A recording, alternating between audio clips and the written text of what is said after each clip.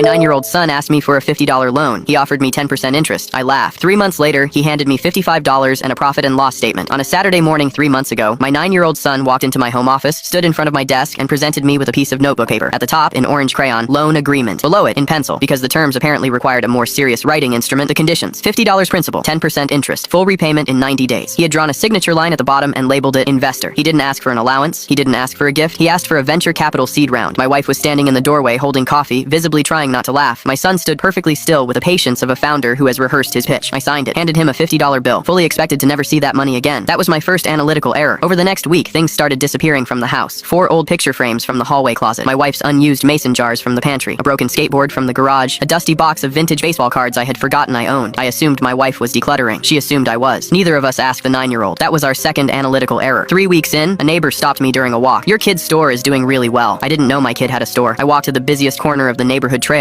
the intersection where joggers, dog walkers, and cyclists converge every weekend. My son was sitting behind a folding table purchased with part of the $50 seed capital, handmade sign, clean display, organized inventory, a cash box with actual compartments. He was selling refurbished household items. The old picture frames had been cleaned, polished, and fitted with stock family photos he printed at the library for 8 cents each, selling as ready-to-gift frames for $6 a piece. The mason jars had tea light candles dropped inside, purchased in bulk 12 for $3, marketed as premium outdoor lanterns at $5 each. The broken skateboard had been repaired using 3 YouTube tutorials and a $2 bolt from the hardware store. He wasn't selling it. He was renting it to neighborhood kids at $2 per half hour. He had a handwritten sign-out sheet and a timer on his watch. The baseball cards had been individually researched, sorted by condition, and placed in clear plastic sleeves with handwritten price tags based on actual market value from a pricing website I didn't know he knew existed. 4 product lines, 3 revenue models, 0 overhead, built in 3 weeks on $50 of borrowed capital and inventory sourced entirely from his parents' neglected storage. I stood on that trail watching my son make change for a jogger buying a mason jar candle, and I experienced a professional emotion I can only describe as being outperformed by someone who still uses a juice box at lunch. On exactly day 90, he walked back into my office, didn't knock, didn't smile. He placed $55 on my desk, $50 principal plus $5 interest, calculated correctly. Next to it, he placed a printed spreadsheet, not handwritten, printed. He had used my laptop. Title, profit and loss, 90-day report. Revenue, $412. Cost of goods sold, $11 in tea lights, $2 in hardware, $4.80 in library printing. Total COGS, $17.80. Gross profit, $394.20. Operating expenses, $55 loan repayment. Net profit, $339.20. At the bottom, a separate line, $52 in a glass jar labeled IRS. He had watched a video that said businesses must pay taxes and estimated his rate at 15% because that seemed fair. He is 9. He voluntarily provisioned for taxes. I have clients who don't do that. He delivered his follow-up pitch without notes. "I'd like to renegotiate. I need a $200 expansion loan. Same terms, 10%, 90 days. The plan, second retail location at the Saturday Farmers Market. He had already negotiated transport with a neighbor at the corner. $5 per trip. Recruited 2 friends from school to staff the second location on pure commission. 20% of sales, no base pay. Distribution plan, labor model, logistics agreement. He is 9 years old. I handed him in $200.